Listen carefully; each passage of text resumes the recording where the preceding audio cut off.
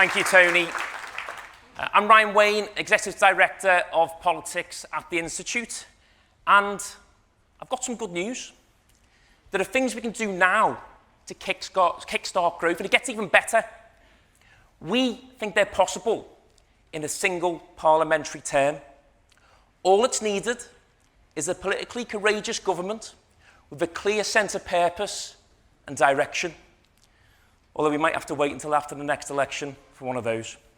So, what are the 4 things that we can do now? Number 1, reform planning laws.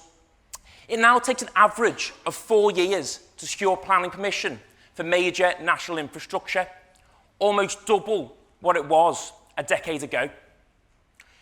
This has increased costs by 30% and it's delayed vital projects. 2 examples. Number 1, Crossrail, the Elizabeth line. London's latest addition to its tube network. A joy to ride, but a nightmare to build. £4 billion over budget and 4 years delayed. HS2, its ambition reduced and completion date extended until 2040. This is despite an Act of Parliament giving it planning permission by default. The Act left too many gaps, and now planning wars rage from Solihull to Buckinghamshire. And I promise you, you don't want to have a planning war in Solihull. And the picture is bleak when it comes to housing too. 4 out of 5 planning applications for housing are now delayed by up to 2 years. And what about the technological revolution? Well, Britain can never fully embrace it if we remain a middling player when it comes to super-fast internet. We've got middling download speeds and middling coverage. To be a country of high-quality housing, high-speed rail, and high-speed internet, we need a high-speed planning process. Specifically, we propose that we replace the current system with a 6-month maximum deadline for key infrastructure projects, and that we now move to classify digital as a national priority. Policy number 2, unlock the combined power of pension funds. Britain's got 5,200 defined pension funds, each worth an average of about 300 million quid. Sounds a lot, but this is small scale on the grand scheme of things, and it really limits investment in our economy. So let's look at Canada. They have fewer funds worth a lot more. The biggest is about 1,000 times the size of the average UK defined benefit fund. We should follow suit by incentivising the merger of our smaller pots. This will give scale to boost investment. First, in infrastructure, where foreign funds invest 3 times more than our own. And then into UK startups themselves, here in Britain. They receive 16 times more from overseas pension funds versus our own. It also means we can redress an imbalance. Foreign pension funds currently own more British companies and more British infrastructure than British funds do. This includes Octopus Energy, London City Airports, English ports, Scottish ports, you name it, someone else owns it. Follow the proposals in the TBI paper on pensions reform, and we can change this. And even better, it will mean greater returns for our pensioners too. Policy number 3 of 4, address labour shortages. There are 1.1 million job vacancies in Britain today. That's twice as many as, let's pick a random city, best football team, really good-looking people. That's twice as many as the population of Liverpool. And it leaves the UK economy £39 billion worth off every year. And it's 215,000 more vacancies than the same period pre-Brexit. That's a 26% increase. Let's go deeper. Let's look at sectors where we know shortages are acute. Construction, 37% increase in vacancies. Hospitality, a 30% increase in vacancies. Health and social work, a 39% increase in vacancies. It's no surprise. It's no surprise that these industries cite Brexit as a contributor to their recruitment challenges.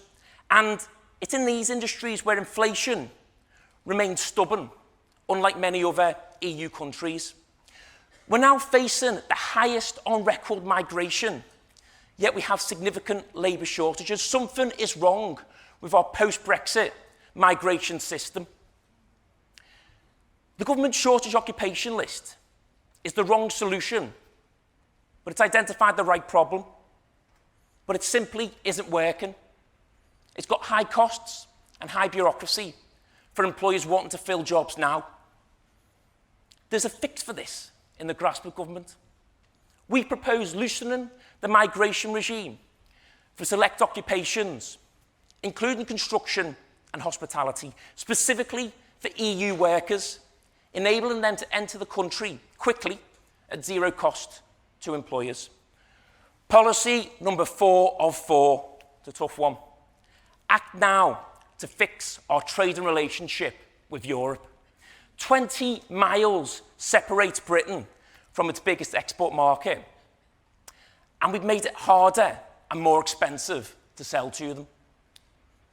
UK exports, when adjusted for inflation, are struggling to recover to what they were before Brexit and COVID.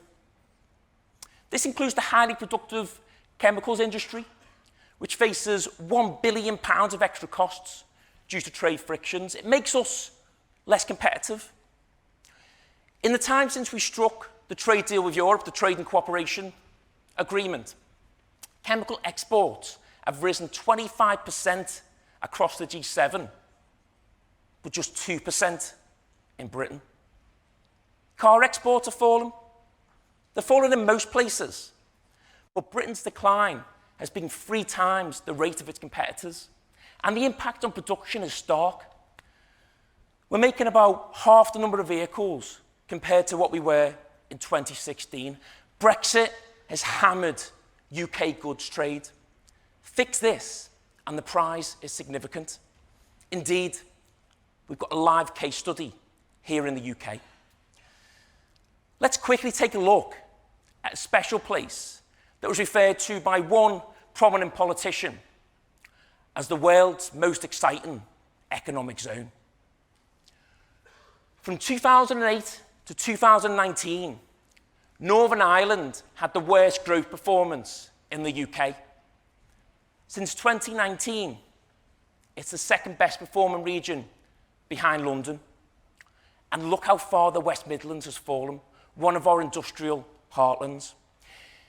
If Northern Ireland's post-Brexit deal, if that performance was replicated nationally, it would be equivalent to producing over £100 billion of additional output. Now, there's a mandatory review of the Trade and Cooperation Agreement due in 2026. But before then, we should unilaterally align standards with the EU to remove trade barriers, prioritising those areas where duplication costs are rising and trade has taken the biggest hit. Getting a better deal with our nearest trading partners is absolutely critical for growth in the next Parliament. 4 out of 4. So there we have it. Just a couple of these measures combined could add at least 1% to GDP in the next Parliament. Now that may sound small, but it's an economy that's at least £25 billion bigger. And couldn't we all do with that? Thank you.